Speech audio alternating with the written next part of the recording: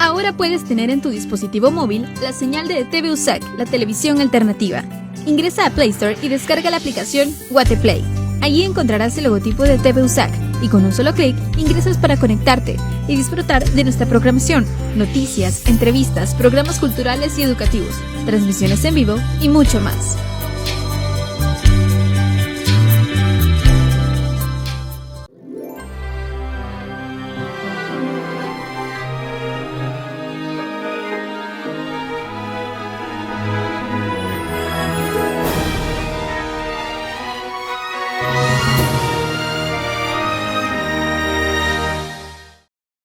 Coronavirus, la pandemia. ¿Cuáles son los síntomas? ¿Cómo se transmite? ¿Qué puedo hacer para protegerme y prevenir la propagación de la enfermedad? Nuevo padecimiento que ha encendido las alarmas de los sistemas de salud. Coronavirus, la pandemia.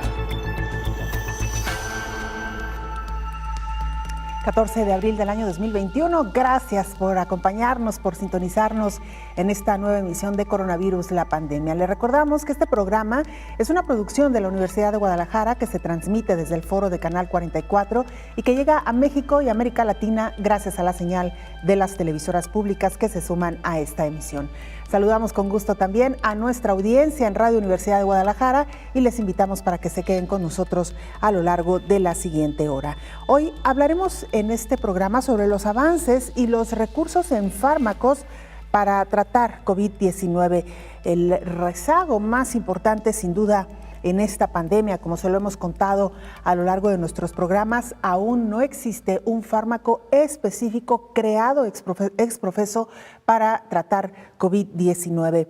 Sin embargo, sí que hay varios estudios en proceso. Una farmacéutica estadounidense informa que su cóctel de anticuerpos monoclonales contra COVID-19 redujo hasta en un 8% el riesgo de infecciones. Podría ayudar también en la prevención para personas no vacunadas. Científicos de la Universidad de Pensilvania identifican 9 posibles tratamientos para COVID-19. 3 ya están aprobados por la FDA para tratar otras enfermedades. Un medicamento común para el asma que se puede usar en casa podría ser también un tratamiento eficaz y temprano contra COVID-19 en adultos. Más adelante le estaremos contando de qué medicamento se trata y piden suspender de manera inmediata la vacunación con el biológico de Johnson & Johnson. Aquí se lo adelantábamos ya en este espacio el día de ayer. Sin duda alguna, una mala noticia en medio de este proceso de vacunación que vive el mundo.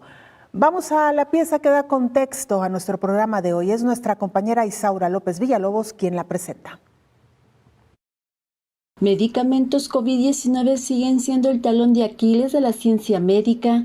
En este segundo periodo de la pandemia COVID-19, con un avance feroz mundial, sigue sin detectarse los fármacos más promisores para atacar al virus SARS-CoV-2. Si bien hay centenares de fórmulas en vías de investigación para combatir el coronavirus, paralelo al desarrollo de las vacunas, son solo ensayos clínicos. Se estima que son más de 2,000 tratamientos en experimento. A 1 año y 4 meses los estudios no son concluyentes. La mayoría son antivirales e inmunomoduladores, de acuerdo con la Organización Mundial de la Salud. En la Plataforma Internacional de Registro de Ensayos Clínicos se tiene un número considerable de ensayos. En 1,600 reclutan voluntarios o ya completaron la etapa de experimentos en medicina, vacunas o terapias alternativas.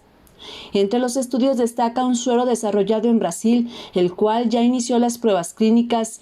El suero, un líquido inyectable en anticuerpos contra el coronavirus, destinado a personas ya infectadas y busca frenar el agravamiento de la enfermedad, evitando, por ejemplo, que ataque a los pulmones. Asimismo, un antiviral oral está siendo desarrollado por Pfizer. Avanzó a la primera fase de ensayos clínicos. El 23 de marzo iniciaron los experimentos con pacientes en Estados Unidos.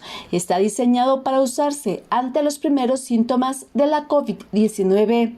Otro avance en los estudios medicinales se encuentra en la fase 3, en la que es un cóctel desarrollado por la farmacéutica Roche. Se trata de una combinación de las sustancias casirivimab e indemivab con aplicación intravenosa. Los voluntarios han sido personas infectadas con el coronavirus, no hospitalizados, pero sí con riesgo de que se agrave la enfermedad. Destaca también el antiviral oral Molnupiravir de las compañías farmacéuticas MSD y Ridgeback. Se menciona que después del 5º día de tratamiento, la carga viral se reduce entre los que recibieron el tratamiento.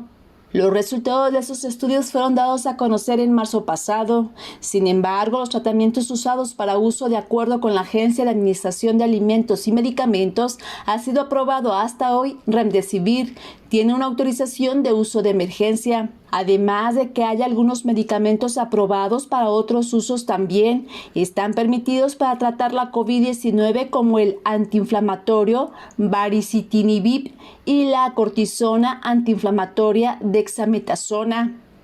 En todo medicamento que se usa para tratar COVID-19, como en la vacuna, se debe de tener un seguimiento y monitoreo puntual de los pacientes con el objetivo de detectar a tiempo posibles efectos adversos. Informó Isaura López Villalobos. Vamos a la sede de la Organización Mundial de la Salud en Ginebra, Suiza. Nuestro compañero Roberto Castañares, corresponsal de la Agencia EFE, nos presenta el informe diario de esta organización. Adelante, Roberto, te escuchamos. Hola, ¿qué tal? Buenos días, Belén. Buenos días a todo el auditorio de Canal 44. Estamos llegando a mediados de abril y lo hacemos con 136,5 millones de personas infectadas en todo el mundo por el coronavirus SARS-CoV-2 desde el inicio de la pandemia. De ellas, 2.950.000 han fallecido, y lo que nos dice la tendencia de las últimas 4 semanas es que a nivel global los casos y las muertes están aumentando. Mirando las diferentes áreas del mundo, también comprobamos que solo en África la pandemia parece estar en fase de descenso, después de que en el sudeste asiático, la zona del Mediterráneo oriental y las naciones del Pacífico se haya incrementado el número de casos de una manera preocupante, siguiendo el rumbo marcado por América y por Europa en los 2 últimos meses. Ese aumento de los casos también se ve en los decesos, aunque han subido de manera menos abrupta. Ya eso contribuye que también esté aumentando de manera evidente la administración de vacunas, de las que ya se han inoculado 733 millones de dosis en todo el planeta. No obstante, los países más desarrollados están poniendo muchas más vacunas que aquellos que tienen más dificultades para obtenerlas desde las farmacéuticas. En ese sentido, y teniendo en cuenta que solo logrando la inmunidad de grupo en todo el mundo se podrá vencer a la COVID, profesionales del ámbito científico y sanitario, organizaciones de la salud global y ONGs han firmado la Declaración de Barcelona.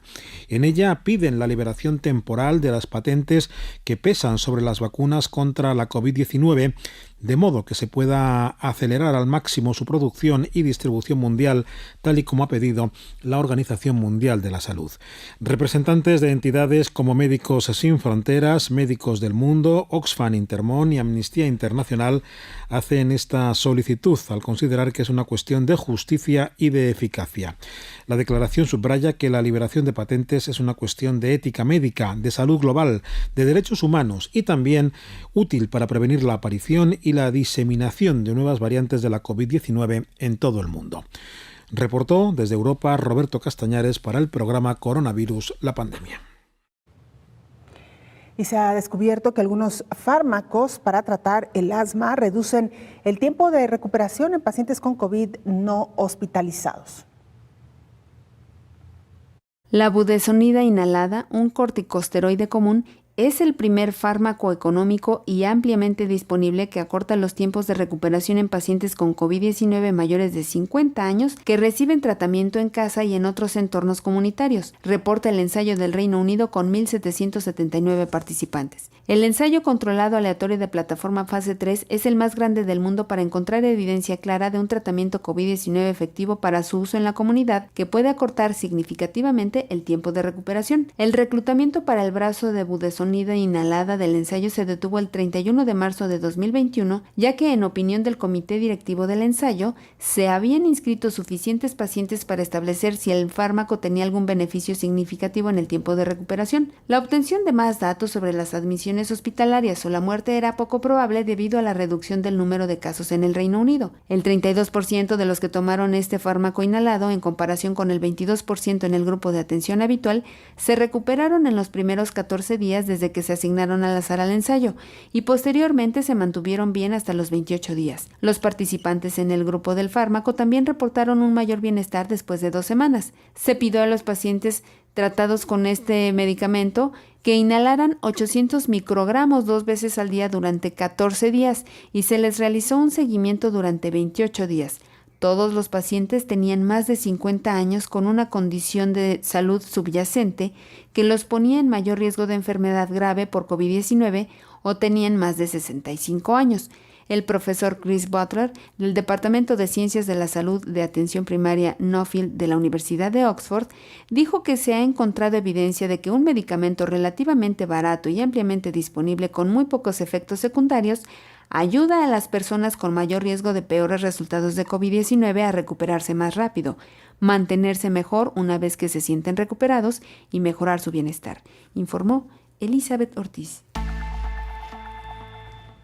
Las agencias federales de salud en los Estados Unidos pidieron suspender inmediatamente la vacunación con el biológico de Johnson & Johnson contra el coronavirus luego de que se registraran 6 casos de trombosis en las 6.8 millones de dosis aplicadas en el país.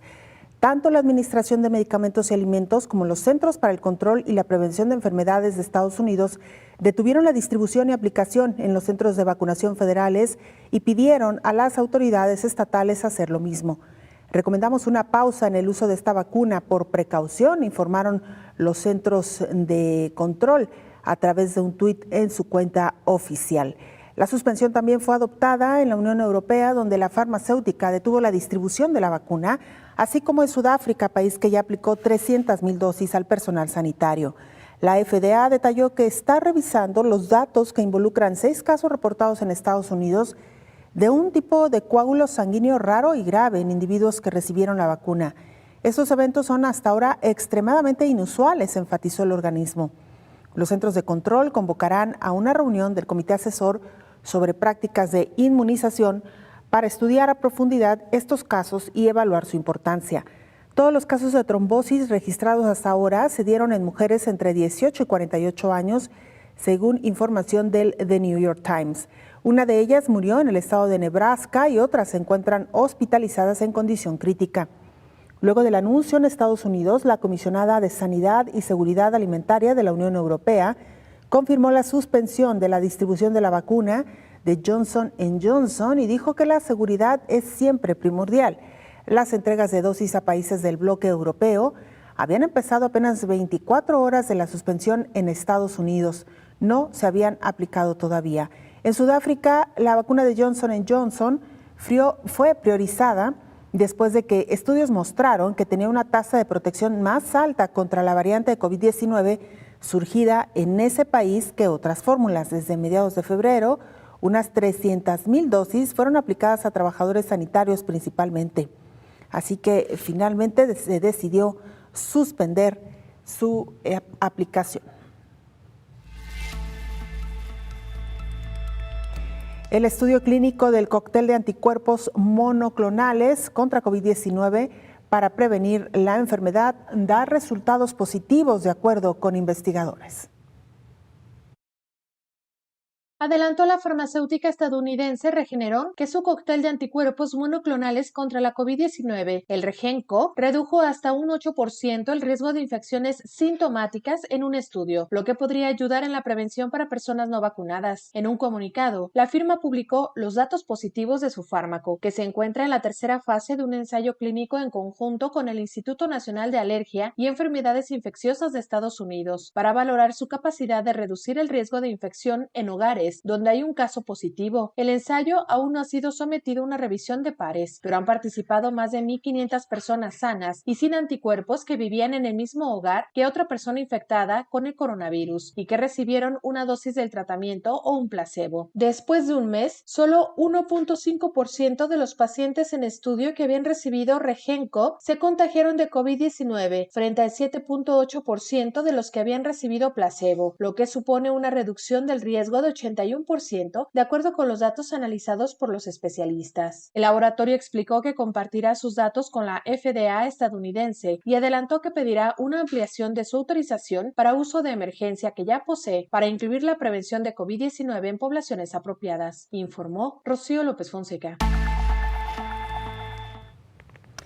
Hacemos una pausa, regresamos con más información.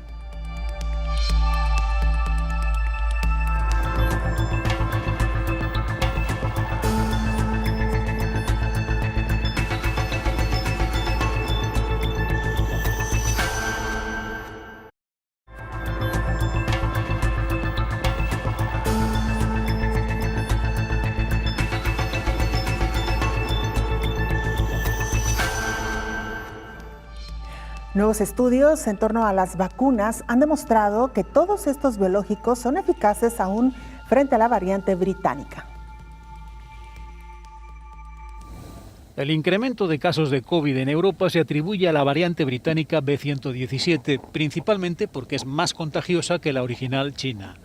Pero una investigación publicada en la revista Medical Lancet asegura que aunque se propaga con mayor facilidad, ni la variante es más letal ni los síntomas que provoca son más graves. El estudio confirma que las diferentes vacunas que se están aplicando actualmente son eficaces contra ella. Es una buena noticia. Nos preocupaba al descubrir este aumento de la transmisibilidad que no fuera posible conseguir que la tasa de infección fuera inferior a 1, más que con un confinamiento tan estricto como el que teníamos a principios de 2020. Así que esto es alentador y sugiere que las medidas estrictas en Europa, combinadas con el despliegue de vacunas, serán capaces de controlar la B117 y reducir los casos. Los avances se suceden. Un ensayo realizado por investigadores de la Universidad de Oxford indica que un medicamento común utilizado para tratar el asma puede acelerar la recuperación. Se comprobó que la inhalación de un corticosteroide, budesonida, que ayuda a los mayores de 50 años con problemas respiratorios, resulta eficaz. Más enfermos podrían ser tratados en casa, aliviando la presión sobre los hospitales a veces desbordados. Y en más información, Brasil ahora se enfrenta a otra controversia, en esta ocasión por la adquisición de un medicamento que no es para COVID-19. En el Reino Unido, la dexametasona salvó al menos 22,000 vidas y en todo el mundo el beneficio alcanzado por este fármaco sería de 1 millón de pacientes. Este ensayo Recovery fue conducido por científicos de la Universidad de Oxford y en el que participaron decenas de miles de pacientes y 175 hospitales del Servicio Nacional de Salud en Reino Unido. Los investigadores descubrieron hace 9 meses que la dexametasona reducía el riesgo de muerte en 1/3 de pacientes que recibieron tratamiento mediante ventiladores y para aquellos que usaban oxígeno, reducía las defunciones en casi 1/5 parte. Antes de COVID, el fármaco era utilizado para una amplia gama de dolencias, incluidas alergias y afecciones de la piel. Ahora se usa en todo el mundo para mejorar la supervivencia de pacientes con COVID que necesitan oxígeno o ventilación. El director médico del Servicio Nacional de Salud, Stephen Powys, comentó que ningún integrante del equipo había vivido antes un año como este, en el que el personal de servicio respondió rápidamente a la atención de los primeros casos en enero pasado y pasó a tratar de manera especializada a 380,000 pacientes hospitalizados con COVID. El ministro de Salud, Matt Hancock, dijo que encontrar dexametasona a través del ensayo Recovery financiado por el gobierno fue una verdadera historia de éxito para la investigación británica y es fantástico ver el impacto real que está teniendo al salvar vidas en todo el mundo. En el año transcurrido desde que el Servicio Nacional de Salud trató al primer paciente el 30 de enero de 2020, una persona con el virus ingresó en cuidados intensivos cada 30 minutos. Más de 100.000 pacientes con el virus fueron admitidos en hospitales solo en enero. En ocasiones, un nuevo paciente de COVID fue admitido cada 30 segundos. Y la capacidad de cuidados intensivos se duplicó en la mayoría de los hospitales y algunos aumentaron en más del 80%.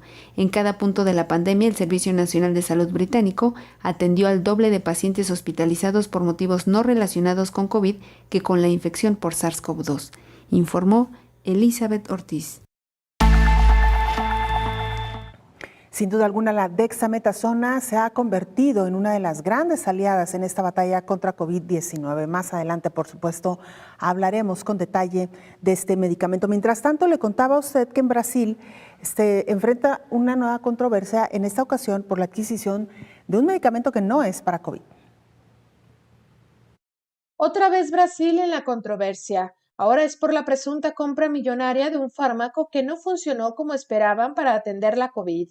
El Ministerio de Salud de Brasil gastó alrededor de 18 millones de euros en Tamiflu, un fármaco muy efectivo para la influenza, pero lo adquirió para tratar a la COVID, a pesar de que no se ha demostrado su eficacia, lo que recuerda a la apuesta personal del presidente Jair Bolsonaro por la cloroquina, utilizada para combatir la malaria y cuya eficacia contra la COVID-19 se ha demostrado no solo ineficaz, sino también contraproducente en algunos casos. Este medicamento contra la influenza forma parte del llamado Kit COVID propuesto por el Ministerio de Salud, en el que se incluye otra serie de fármacos como la cloroquina, la hidroxicloroquina y la acitromicina, sin eficacia alguna contra el coronavirus. Las autoridades de salud justificaron esta compra para evitar que se produjeran ingresos hospitalarios a causa de la influenza u otras gripes, para posteriormente incluirla en el llamado tratamiento temprano contra la COVID-19. Es el mismo tratamiento temprano al que Bolsonaro promocionaba para evitar contraer la enfermedad. El vicepresidente de la Sociedad Brasileña de Enfermedades Infecciosas, Alberto Chevabo, señaló que si bien el fármaco podía contribuir a reducir las hospitalizaciones al principio de la crisis sanitaria, seguir gastando en un medicamento que ya no está justificado es absurdo, informó Rocío López Fonseca. Le recordamos que hoy nuestro programa está dedicado precisamente a hablar sobre los tratamientos, aquellos que han funcionado y los que no han funcionado para COVID-19. Según un estudio publicado en la revista The Lancet, un medicamento común para el asma que se puede usar en casa podría ser un tratamiento eficaz y temprano contra COVID-19 en adultos. Investigadores de la Universidad de Oxford encontraron que los pacientes que tomaron el fármaco budesonida cuando comenzaban a experimentar los primeros síntomas de COVID-19, tuvieron menos probabilidades de necesitar atención médica urgente u hospitalización, así como un tiempo de recuperación más corto. El medicamento redujo también la posibilidad de presentar síntomas persistentes y fiebre. El ensayo controlado aleatorio involucró a 146 adultos dentro de los 7 días posteriores al inicio de los síntomas leves de COVID. La mitad de los pacientes inhalaron budesonida, si es el nombre, 2 veces al día hasta que desaparecieron los síntomas. Y la otra mitad recibió la atención habitual que se brinda según la edad, el sexo y las enfermedades preexistentes. En el grupo que consumió este fármaco, solo una persona necesitó atención médica urgente en comparación con las 10 personas que la precisaron en el grupo que recibió la atención estándar contra COVID-19. Otro estudio de la Universidad de Oxford, que aún no ha sido revisado por pares, también encontró que la budesonida inhalada ayudó a las personas que tenían un mayor riesgo de sufrir evoluciones graves de COVID-19 a recuperarse más rápido. Es biológicamente plausible que los corticosteroides funcionen, dijo a la Deutsche Welle Claude Blum, investigadora clínica principal del Instituto Nacional del Corazón y los Pulmones del Imperial College de Londres, que no participó en el estudio. Los corticosteroides, como la dexametasona, ya se están utilizando eficazmente en pacientes con COVID-19, hospitalizados y gravemente enfermos. Blum dijo que los investigadores creen que probablemente reduce la inflamación asociada con el COVID-19 grave. La budesonida probablemente actúa de manera similar, pero puede estar más localizada. Los estudios también han demostrado que el uso de esteroides inhalados en personas con asma y enfermedad pulmonar obstructiva crónica redujo el receptor que permite que SARS-CoV-2 ingrese a los pulmones. Es lo que dijo Bloom, y el trabajo de laboratorio ha demostrado que los esteroides inhalados posiblemente pueden prevenir la replicación del virus. Así que, sin duda alguna, para considerar y tomar en cuenta este medicamento, ya tendremos la oportunidad de preguntarle a nuestros expertos sobre lo dicho y lo publicado en la revista The Lancet. Hay que recordar que esta revista es una revista científica de mucho prestigio. En teoría, tendría que ser confiable lo que se publica en esta revista. Por supuesto, indagaremos más sobre este medicamento en particular. Y en más información, podrían recibir luz verde 9 medicamentos para tratar el coronavirus. Científicos de la Universidad de Pensilvania han identificado 9 posibles tratamientos nuevos para la COVID-19, incluidos 3 que ya están aprobados por la FDA estadounidense para tratar otras enfermedades. El equipo, dirigido por especialistas de la Facultad de Medicina, publicó los hallazgos en Cell Reports y explicó que se examinaron miles de fármacos existentes y moléculas similares a medicamentos para determinar su capacidad para inhibir la replicación del SARS-CoV-2. De los 9 medicamentos que reducen la replicación del coronavirus en las células respiratorias, son el medicamento para el rechazo de trasplantes, ciclosporina, el medicamento contra el cáncer, dacomitiv, y el antibiótico salinomicina. Estos podrían probarse rápidamente en voluntarios humanos y pacientes con COVID-19.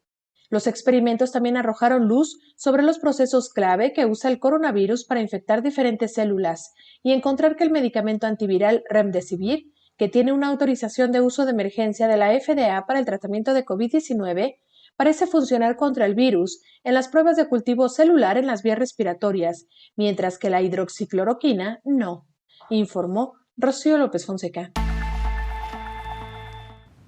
Hacemos una pausa, es muy breve, regresamos con más información.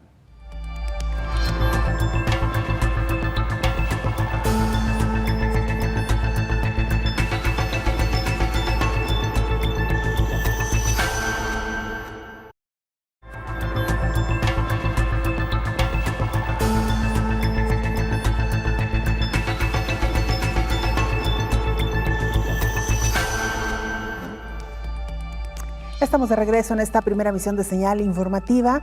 Vamos con nuestro compañero Antonio Hermosín. Él es corresponsal de la agencia EFE en Japón y desde ahí nos reporta la información más actual. Antonio, te escuchamos y te saludamos. Adelante con la información. Hola, ¿qué tal? Buenos días, Belén. Buenos días a todo el auditorio de Canal 44. Japón vive en estos momentos una nueva ola de contagios de coronavirus. Los casos están al alza desde que se levantó el estado de emergencia sanitaria en todo el país hace casi un mes. En todo el territorio nipón se vienen registrando en los últimos días más de 3.000 contagios diarios. La mayoría de ellos en las regiones de Tokio y Osaka. Aunque son cifras relativamente bajas en comparación con otros países, los números son preocupantes para Japón. Y es que el virus vuelve a avanzar con niveles de infecciones que no se veían desde el pasado enero. Las autoridades niponas responden con nuevas restricciones que afectan a horarios de apertura de bares y restaurantes. También redujeron la asistencia de público para eventos multitudinarios con partidos de fútbol y béisbol. Esta situación se da justo cuando estamos a 100 días de la inauguración de los Juegos Olímpicos de Tokio, un evento deportivo para el que no se permitirá la entrada en Japón de visitantes extranjeros debido a la pandemia. En el apartado positivo, Japón también cuenta con buenas noticias, como el inicio de la vacunación para personas de edad avanzada. Además, la semana pasada un hospital nipón realizó el primer trasplante de pulmón en el mundo desde donantes vivos a una paciente que enfermó gravemente de COVID. Reportó desde Tokio Antonio Hermosín para el programa Coronavirus, la pandemia. Muchas gracias, Antonio, por esta información. Lamentable el incremento en el número de casos de nueva cuenta en Japón, un país que logró controlar la pandemia de manera temprana, que se veía que llevaba con relativo éxito esta labor. Sin embargo, como ha ocurrido en casi todo el mundo con estas olas, estos rebrotes de casos de COVID en estos países. Saludamos en esta mesa de trabajo al infectólogo Héctor Raúl Pérez Gómez. Doctor, bienvenido. Querida Belén, buen día. Qué gusto saludarte. Igualmente, doctor. Hoy con un tema de claroscuros, doctor. Depende cómo se vea. Quizá la mala noticia en medio de toda esta pandemia, una, es que pues todavía no existe un medicamento específico o creado ex profeso para tratar COVID-19. Sin embargo, otros medicamentos de los cuales se ha echado mano, doctor, han tenido relativo éxito.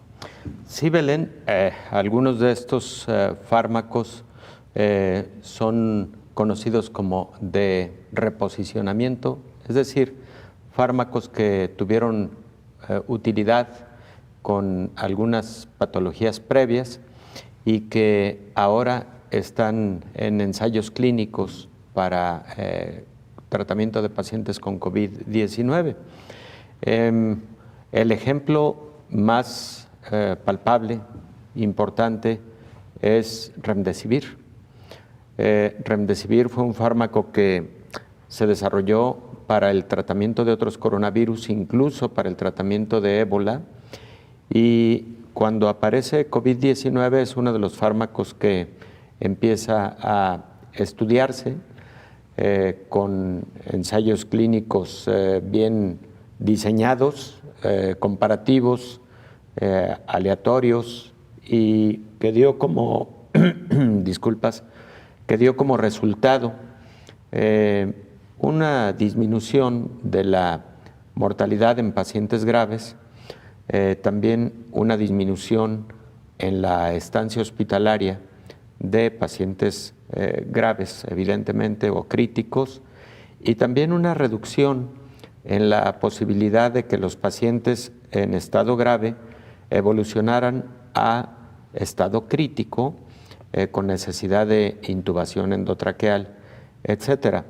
Sin embargo, cuando el Remdesivir es probado, solo, no tiene gran impacto comparativamente en los pacientes que lo reciben, comparativamente con aquellos que recibieron placebo o que recibieron solamente tratamiento de sostén, medidas de mantenimiento o de sostén vital.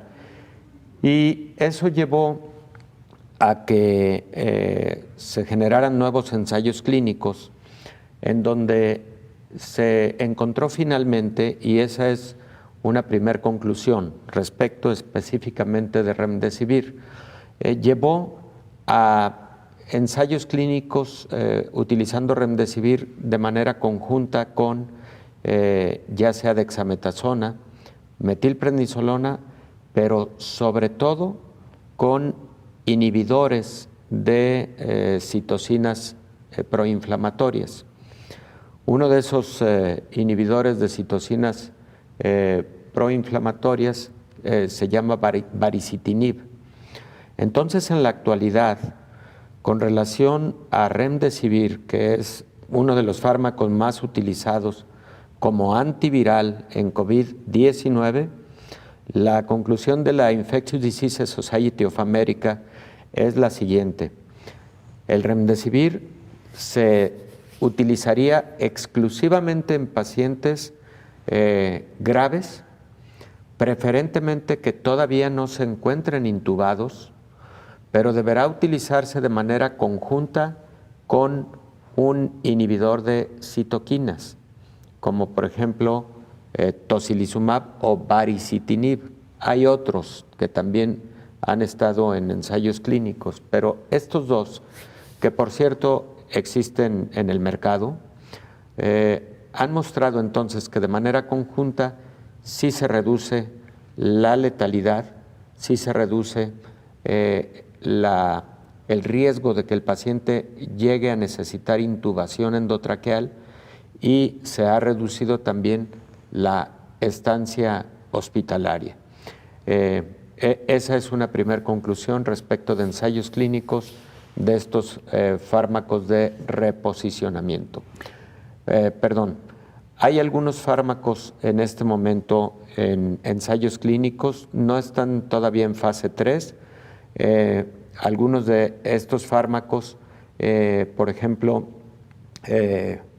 mesilato de Camustat, que es un inhibidor de unión del virus al receptor y de las proteínas responsables de introducir al virus a la célula que infecta. Sin embargo, los resultados todavía están pendientes, no tenemos conclusiones aún de mesilato de Camustat. Y lo que para muchos de nosotros parecen los fármacos más promisorios en este momento, Belén, son anticuerpos monoclonales. Los anticuerpos que se están utilizando en COVID, y los tienen varias empresas farmacéuticas, tienen, digamos, dos tipos de actividad en el ciclo infectante de COVID o de SARS-CoV-2. El primero de ellos es en la unión, de la que hemos hablado mucho, inhibiendo la entrada del virus o la llegada del virus al receptor, que es la puerta de entrada a la célula que infecta.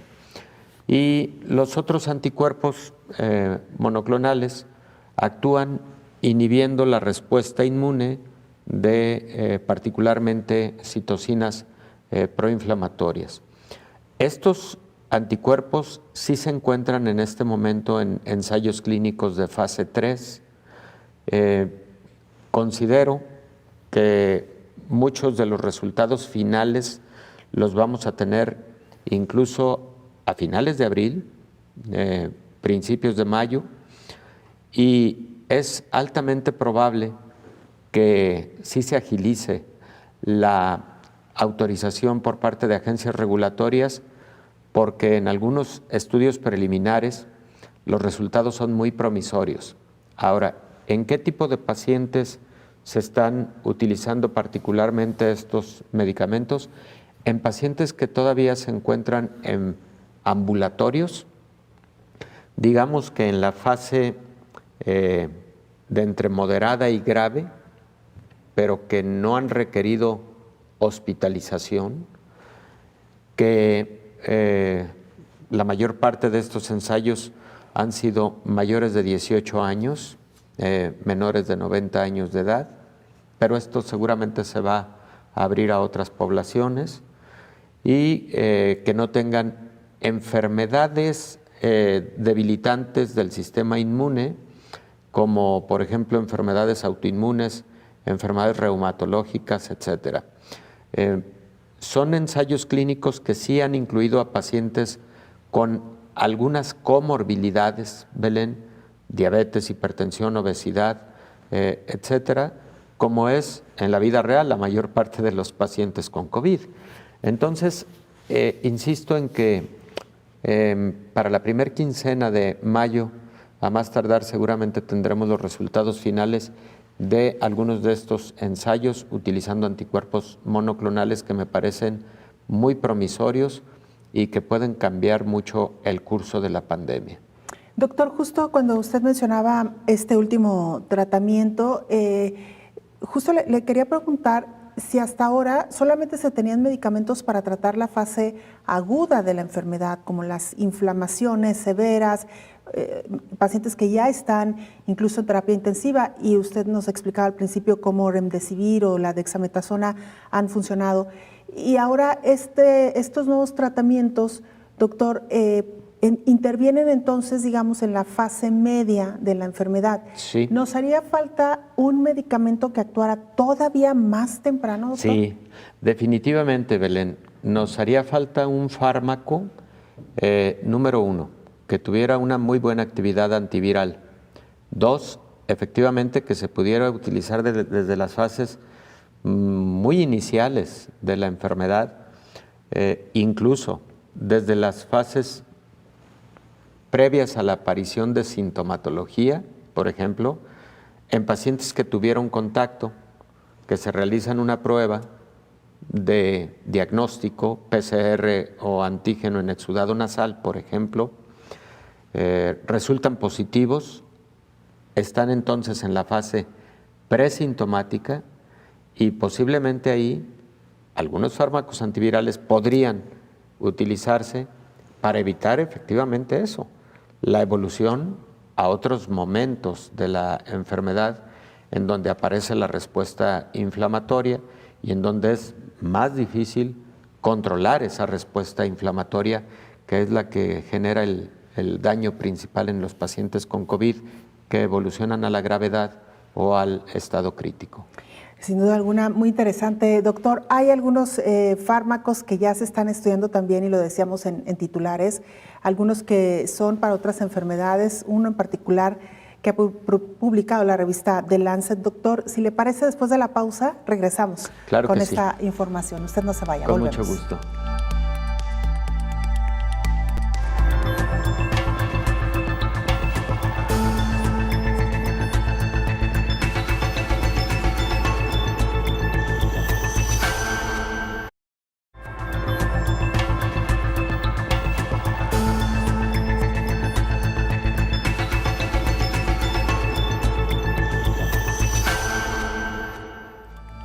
Se lo decíamos también, desde ayer la vacuna de Johnson & Johnson bajo estudio. El 18 de marzo, el alcalde de Nueva York, Bill de Blasio, recibió la vacuna de Johnson & Johnson. Ese día ya sumaban 3 millones de neoyorquinos inmunizados con distintos biológicos. Tengo total fe en la vacuna, tanto que la tomé esta mañana, y animó a quienes son elegibles a agendar una cita, dijo entonces. Casi un mes después, los Centros para el Control y Prevención de Enfermedades y la Administración de Alimentos y Medicamentos, la FDA, recomendaron poner en pausa el uso de esta vacuna después de 6 casos raros de un tipo severo de coágulo. Quiero darles los hechos de esta ciudad. Hasta ahora se han administrado 234,000 dosis de una vacuna de Johnson & Johnson y gracias a Dios hasta la fecha no se han reportado ningún coágulo de sangre. Pero nos lo tomamos muy en serio. El gobierno federal ha pedido un enfoque cauteloso aquí. Estamos actuando sobre eso de inmediato. El alcalde subrayó que fueron 6 casos de los 7 millones de inyecciones administradas, pero solo por precaución, las autoridades federales están pidiendo una pausa para llevar a cabo una investigación completa. Solo para afirmar, para todos los que recibieron una vacuna de Johnson & Johnson, yo recibí la vacuna, nuestro comisionado de salud, David Chosky, recibió la vacuna, creemos en la efectividad de esta vacuna, pero obviamente nos tomamos en serio cualquier advertencia y debe investigarse a fondo. Hemos tomado la decisión de retrasar de forma proactiva el lanzamiento de nuestra vacuna en Europa, señaló en un comunicado la empresa productora de este biológico, Janssen. Las autoridades sanitarias aconsejan que las personas que hayan recibido la vacuna COVID-19 y desarrollen dolor de cabeza intenso, dolor abdominal, dolor en las piernas o falta de aire dentro de las 3 semanas posteriores a la vacunación, deben comunicarse con su proveedor de atención médica, señaló la farmacéutica, informó Elizabeth Ortiz. Gracias a nuestra compañera Elizabeth Ortiz por esta información. Doctor Héctor Raúl Pérez Gómez, infectólogo. Antes de irnos a la pausa, y al principio del programa le comentábamos a la audiencia sobre este estudio publicado por la revista The Lancet, en donde señalan que encontraron que los pacientes que tomaron budesonida, cuando comenzaban a experimentar los primeros síntomas de COVID, tuvieron menos probabilidades de necesitar atención médica urgente.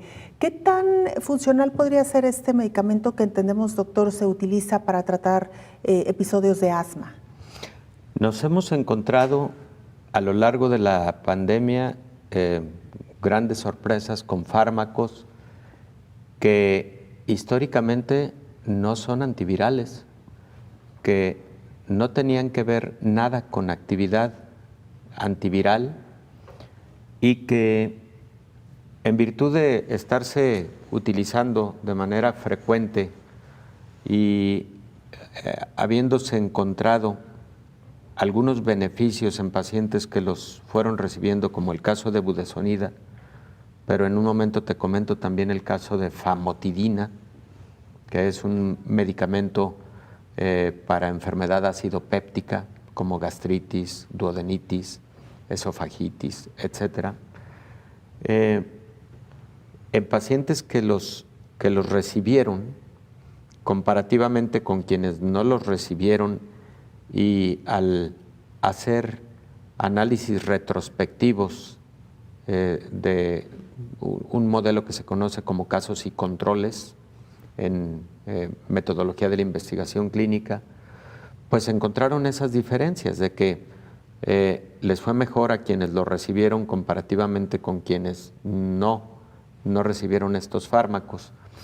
Y efectivamente lo que publica Lancet con respecto a budesonida es sorprendente, porque además debo comentar que la budesonida históricamente es un medicamento utilizado para enfermedad pulmonar obstructiva crónica, como asma, como bronquitis crónica o como enfisema pulmonar en los pacientes que tienen broncoespasmo. Además, lo habitual con budesonida es utilizarla a manera de inhalación, o sea, es un corticoide que actúa de manera local en el árbol bronquial, utilizado a través de disparos inhalados o a través de nebulizaciones mezclados con vapor de agua, partículas microsómicas de agua.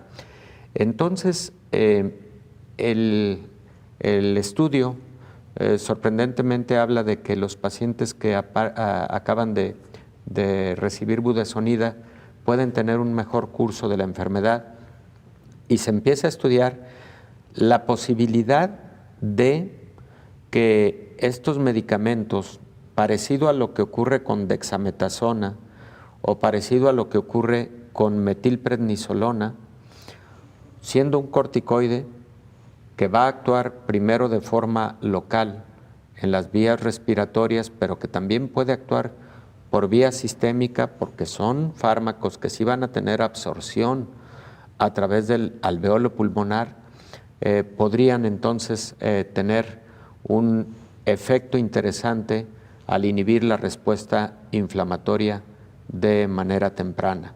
Entonces, no se utiliza de manera generalizada. En la actualidad, tú utilizas un broncodilatador casi exclusivamente en el paciente al que le escuchas broncoespasmo o al que identificas con exámenes de laboratorio, particularmente con gasometrías, que podría estar en presencia de broncoespasmo. Pero en vista de este hallazgo, es posible que agencias o organizaciones académicas como la Sociedad Americana de Enfermedades Infecciosas le dé algún posicionamiento en el futuro como un medicamento también antiinflamatorio de administración local, no sistémica. Claro, doctor, le preguntaba también si este tipo de medicamentos, específicamente al que nos referimos, la budesonida, no podría en determinado momento confundir al médico respecto a la evolución del paciente, si al abrir, digamos, el bronquio, los bronquios y respirar mejor el paciente, los médicos confíen en que es un paciente que no está evolucionando de manera grave, mientras, como sabemos, pues el virus actúa internamente a veces a una velocidad insospechada. Bueno, sí podría ocurrir, Belén. De hecho, en la actualidad, por ejemplo, el uso de corticoides no está recomendado en todos los pacientes con COVID. El uso de dexametasona o el uso de metilprednisolona está reservado exclusivamente para el paciente con COVID, en el que se ha documentado que existe mucha inflamación, tanto por hallazgos clínicos como, por ejemplo, la disminución en la oxigenación medida a través de oxímetro de pulso, o el paciente que tiene mucha fiebre, está con mucha taquicardia, pero en el que además los exámenes de laboratorio muestran una importante cantidad de leucocitos en su sangre, se llama leucocitosis, en pacientes en quienes se identifican una ferritina muy alta, una proteína C reactiva muy alta, lo cual nos habla de que existe una respuesta inflamatoria importante, y esos son los pacientes que se benefician del uso de corticosteroides como la dexametasona, etcétera. Y ahí budesonida podría tener un lugar, insisto, porque actuaría primero de forma local en el bronquio como antiinflamatorio, pero también su absorción podría tener alguna actividad interesante como un antiinflamatorio sistémico. Y tienes toda la razón, ahí es fundamental que el juicio clínico prevalezca en todo momento para tener claro que el paciente no solamente está mejorando por la actividad del corticosteroide, sino que también el paciente no esté desarrollando otra de las consecuencias que frecuentemente genera el COVID, que son los microtrombos que pueden afectar diferentes órganos y sistemas, y también algo que es básico en los pacientes en quienes utilizamos corticosteroides, y ahí está incluida budesonida, es identificar de forma temprana infecciones secundarias. Los corticoides inmunosuprimen. Su utilización a dosis muy altas puede llevar a infecciones secundarias en el paciente que tiene COVID. Hay una publicación en la revista Clinical of Infectious Diseases de hace 15 días, muy interesante. Son estudios de autopsia en aproximadamente 110 pacientes, si mal no recuerdo, en donde se encontró que aproximadamente el 20% tuvieron alguna infección secundaria. Y cuando se analiza el tipo de tratamiento que estuvieron recibiendo, se encontró que estas ocurrieron más frecuentemente en los pacientes que recibieron corticosteroides. Entonces, ahí tenemos que estar balanceando perfectamente bien los beneficios contra los riesgos del uso de corticosteroides, incluido budesonida, que ha aparecido recientemente en Lancet. La vigilancia, por supuesto, doctor, Sí. La vigilancia médica, y también aprovechar para recordarle a nuestra audiencia que aunque aquí hemos hablado y hemos dado nombres de medicamentos, lo recomendable y lo que debe ser es que ustedes consulten siempre a sus médicos, doctor, no automedicarse. Eso es. Porque lo que le ha funcionado a un paciente no necesariamente me tiene que funcionar a mí.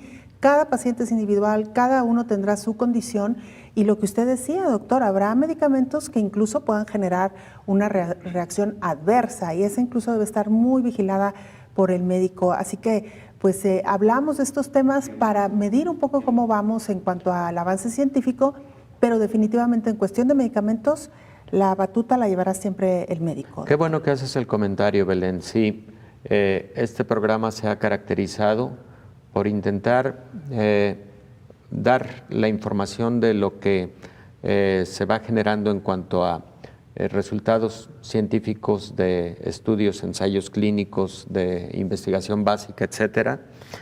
Y qué bueno que le aclaras a nuestra audiencia. Cada caso es diferente, cada paciente es diferente, cada paciente tiene sus antecedentes, tiene sus enfermedades concomitantes, y por lo tanto en todo momento es fundamental la atención de parte del médico, el seguimiento de parte de su médico.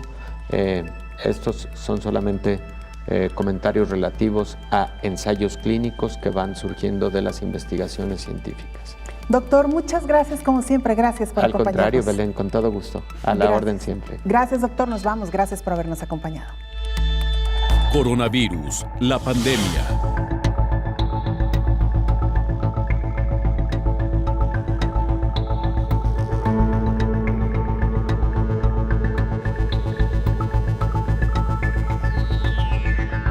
Coronavirus, la pandemia.